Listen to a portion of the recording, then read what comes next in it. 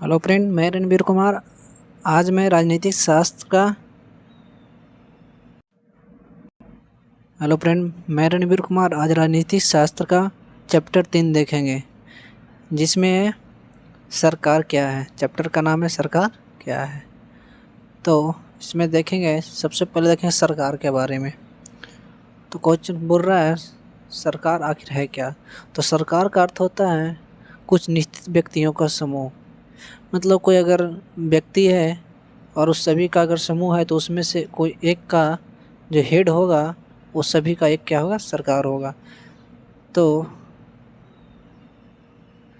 कुछ निश्चित व्यक्तियों का समूह होता है जो राष्ट्र तथा राज्यों में निश्चित काल के लिए राष्ट्र तथा राज्यों में निश्चित काल के लिए तथा निश्चित पद्धति द्वारा शासन करते हैं। पद्धति मतलब होगा जैसे कि भारत में जो भारत का जो समूह है और संविधान के तहत शासन करते हैं। इसके 3 अंग हैं, विधायिका, कार्यपालिका एवं न्यायपालिका। एक विधि बना सकता है, दूसरा में कार्यपालिका में काम के बातें होता है, न्यायपालिका में न्याय के लिए उसमें मतलब सबमिट किया जाता है। जिसमें 3 तरह के अंग होते हैं। नेक्स्ट ये बोले कि सरकार का स्तर क्या है। सरकार के राष्ट्रीय स्तर इसका संबंध पूरे देश से होता है। राष्ट्रीय स्तर इसका संबंध पूरे देश से होता है। इससे हमें केंद्र सरकार भी कहते हैं। मतलब जिसका स्तर राष्ट्रीय स्तर पर होता है, यानी पूरे देश में जिसका चर्चा होता है, उसे केंद्र सरकार भी कहते हैं। राज्य स्तर यह सरकार के किसी विशेष राज्य का संचालन करती है, राज्य सरकार कहती है।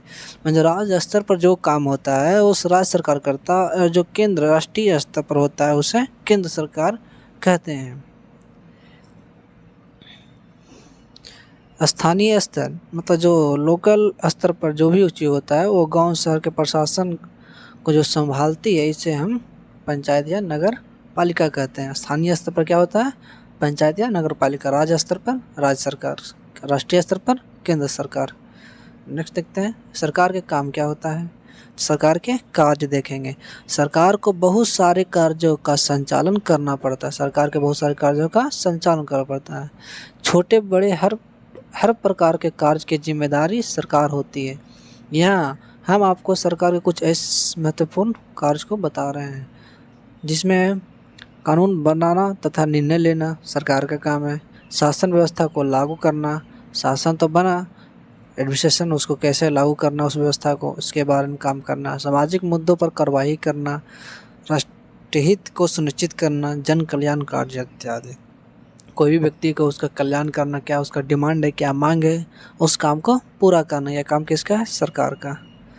नेक्स्ट देखेंगे सरकार कानून बनाती है और उसे लागू करती है और सभी लोग उसे मानने के लिए बाध्य होते हैं। और सरकार जो भी कानून बनाएगा उसे सभी लोग मतलब मानना होता है। सरकार के प्रकार क्या होता है, सरकार को निर्णय लेना और कानून का पालन करवाने यानी उन्हें बाध्य बनाने की शक्ति कौन देता है। इसका उत्तर इस बात पर निर्भर करता है कि वह सरकार कैसी है। विश्व भर में अलग अलग प्रकार की सरकार है, लेकिन हम आपको 2 मुख्य सरकारों के बारे में बताते हैं, जिसमें देखते हैं एक है लोकतांत्रिक सरकार, एक है राजतंत्र सरकार। तो लोकतांत्रिक सरकार क्या होता है, इस निर्णय लेने की शक्ति लोगों द्वारा प्रदान की जाती है। यानी जो भी शक्ति होगा, जो भी निर्णय लोगों द्वारा प्रदान की जाती है। अर्थात जनता के प्रतिनिधि वास्तविक शक्ति का स्रोत जानता है। निर्णय उनके प्रतिनिधियों के द्वारा लिए जाते हैं।